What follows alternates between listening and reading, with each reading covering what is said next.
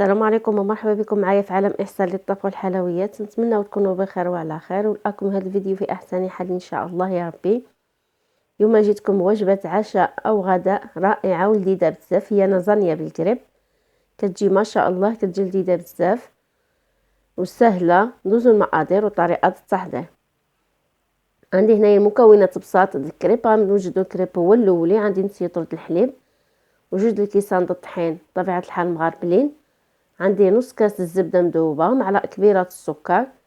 عندي هنايا شويه د الملح وشويه د الابزار، يعني الابزار كيبقى اختياري.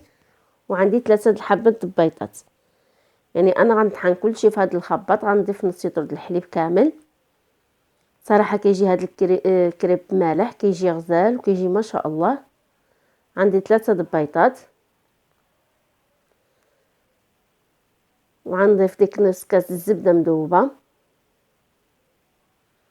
الزبده كما كان النوع ديالها، يعني كنذوبوها وكنخليوها حتى كتغلي مزيان باش كيحيد لها ديك الحليب ديالها. عندي هنايا ديك شويه د الملح كيبقى حسب الذوق، ومعلقه صغيره د الابزار ومعلقه كبيره السكر. وغنضيف ديك جوج كيسان د الطحين طبيعه الحال يكونوا مغربلين. صافي كنوجدو الكريب هو الاولي. غادي نجيب شي حاجه باش نخلط غير نخلط غير شويه هاد الطحين باش نخلطو مزيان باش يتطحن. كنطحنوه مزيان يعني في المولينكس، يعني حتى كنطحنوه مزيان. انا غير غنعاونو في يعني بهاد فرشيطه باش نمشي نطحنو.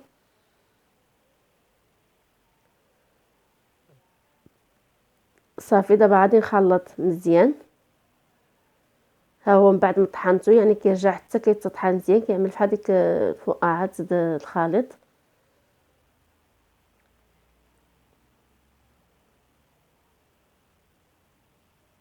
صافي وكنخلط كنكبو هنايا وغادي نغطيه بالسلوفان يعني حتى كيرتاح شويه. غادي نخليه يرتاح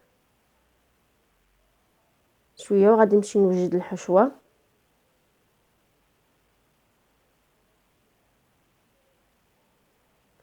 هذيك كريب ساهل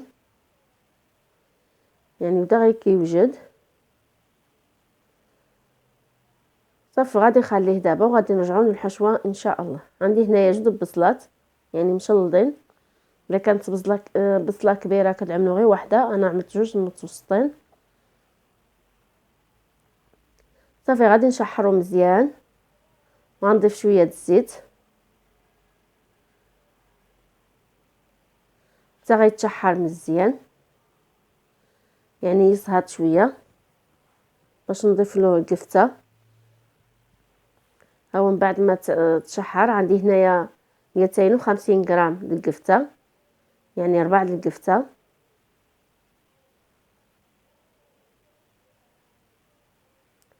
غادي نحاول نفتتها مزيان مع ديك البصل، يعني خصني تفتت ما تبقاش شي مكوره، يعني خصني نبقى يعني نهدكها مزيان نفعصها مزيان باش تفتت مع ديك البصل.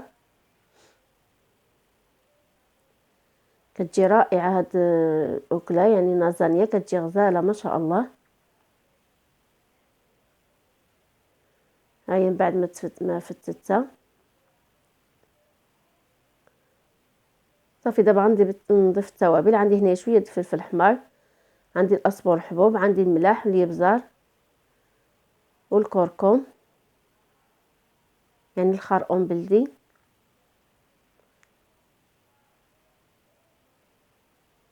صافي غنخلطو مزيان تينسجموا مع بعضياتهم.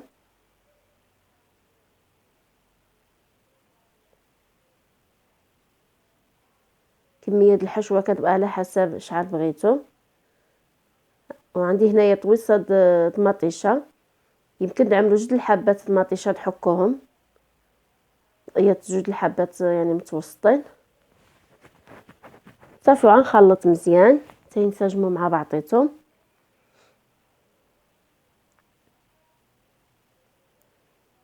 أكلة سهلة وكتجي رائعة لوجبة العشاء أو الغداء. صافي كنخليهم حتى كيتشحروا مزيان مع بعضياتهم.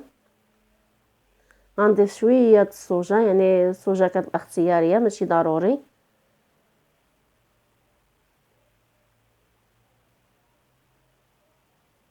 وغنضيف شويه د الجبن محكوك موزاريلا،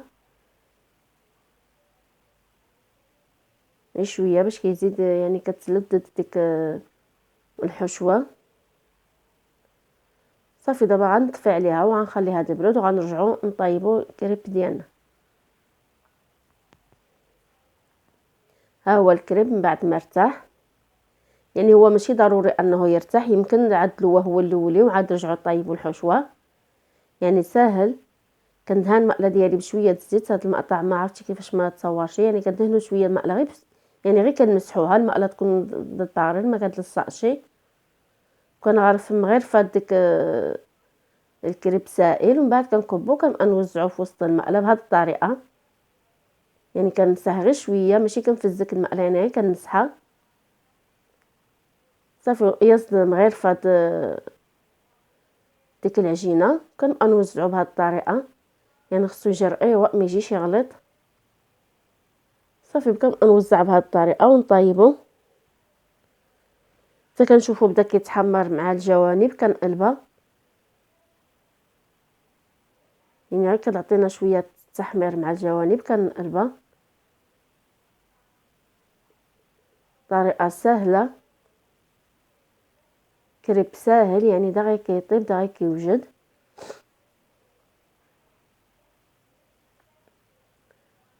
وغير جربوا هاد الاكله كتجي رائعه، كتجي لذيذه بزاف ما تشبعش منها.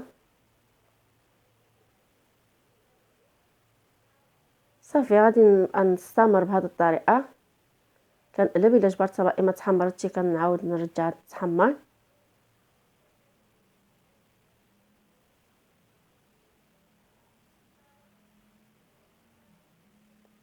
زي الا بغيتو نعملوه بحشوه، يعني هذا الكريب نعملوه حلو يعني بحشوه حلوه كيجي رائع. ان شاء الله نوجدو معكم شي مره بحشوه حلوه.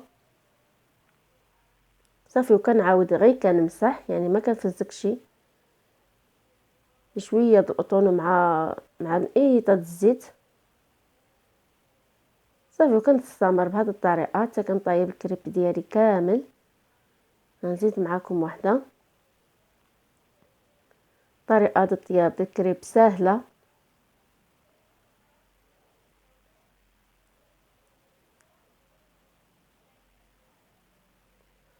نتمنى تعجبكم هاد الاكله وتجربوها، ما فيها بس مره نفرحوا وليداتنا بشي حاجه يعني اللي كتعجبهم.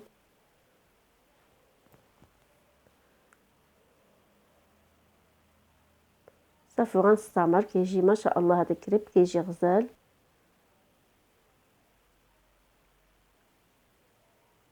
وها هو من بعد ما طيبت انا الكريب ديالي كامل تبارك الله، ديك الكميه شحال خرجت لي. كيجي ما شاء الله يعني محمر من كل الجهات. صافي دابا غادي نرجعوا للتعميره اللازانيا ان شاء الله. غادي نجيب هذا المول دهنته بشويه الزبده، وعندي هنايا صلصه البيشاميل، يعني صلصه البيشاميل كلشي تبارك الله كيعرف يعدل صلصه البيشاميل. عندي هنايا الجبن محكوك موزاريلا والجبن احمر، يعني عندي مخلط، وعندي ديك الحشوه يعني من بعد ما بردت شويه.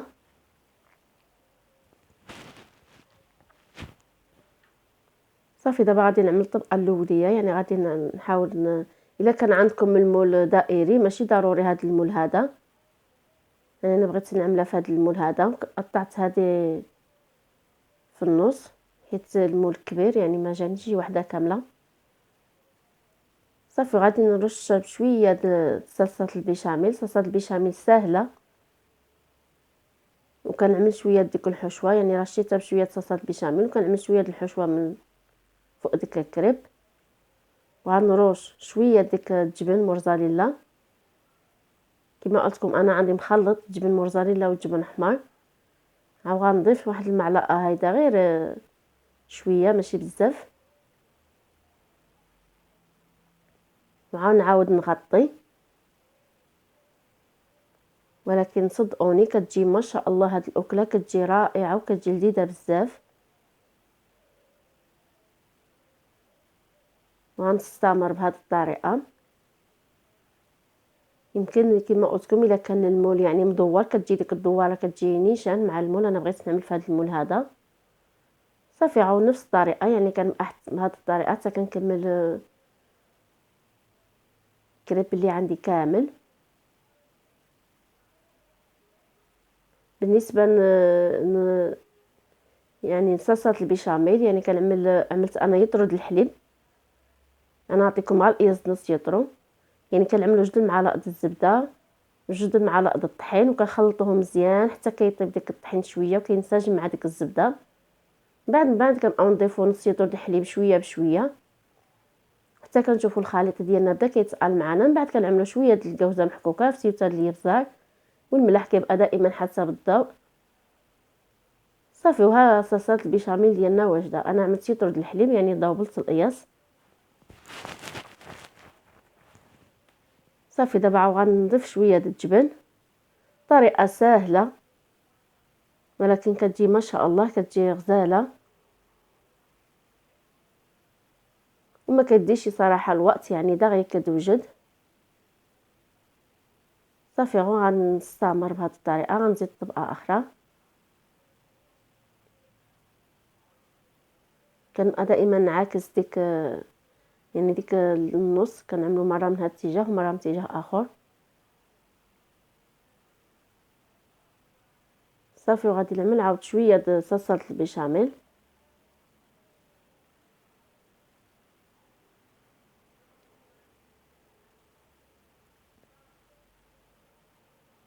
نتمنى تكون الفكره واضحه يعني الفيديو كيوضح راسو. راه الطريقه سهله اسهل ما يكون. صافي غنعمر بديك الحشوه.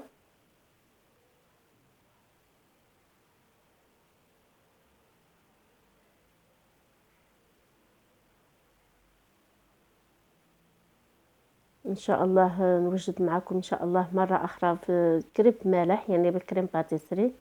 كيجي حتى هو كيجي رائع وكيجي غزال.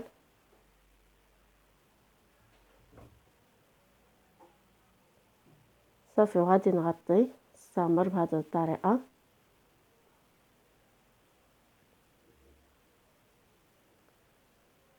صافي دابا انا ساليت يعني غادي نعمل طبقه.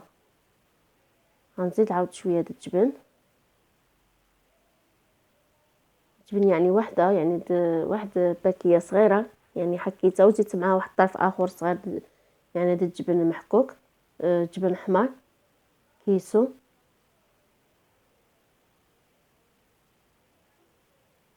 صافي دابا غادي نغطي الطبقه الاخريه يعني غادي نغطي. ما غادي نعملش في الطبقه الاخريه ما نعملش فيها الحشوه.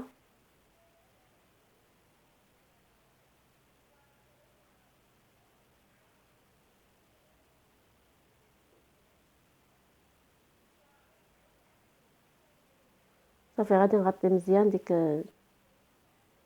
النوته بهذه الطريقه.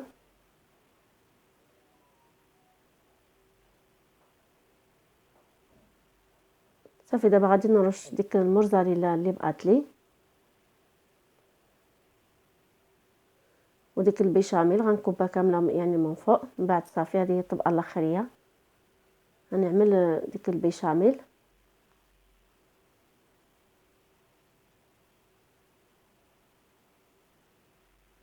غنغطيها كامله بديك صلصه البيشاميل.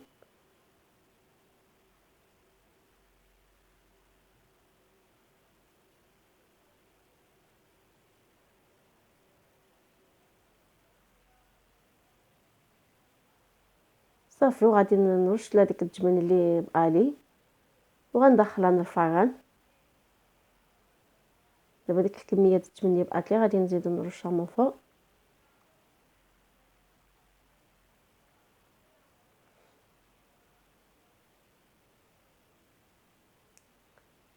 انا مشيت معكم خطوه خطوه يعني جميع المراحل ما قطعتش الفيديو.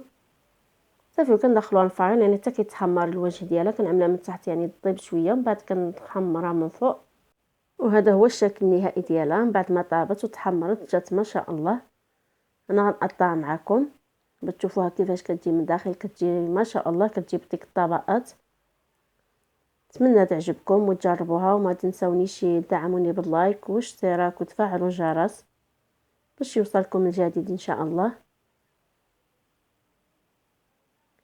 غير جربوا هاد الاكله، كتجي غزاله وكتجي رائعه.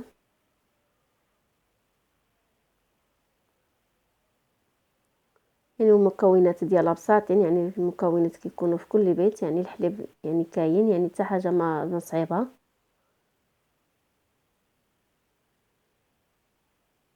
انا قطعتها معكم بقى سخونه، يعني يمكن تخليوها حتى كتبرد شويه حتى كتدفى باش ديك البيشاميل كتكون عقدت.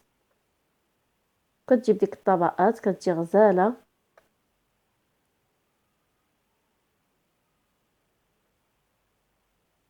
نتمنى تعجبكم وتجربوها، ما تنسونيش باللايك. واللي عاد كيشوف الفيديو لاول مره كنقول له مرحبا والف مرحبا بكم.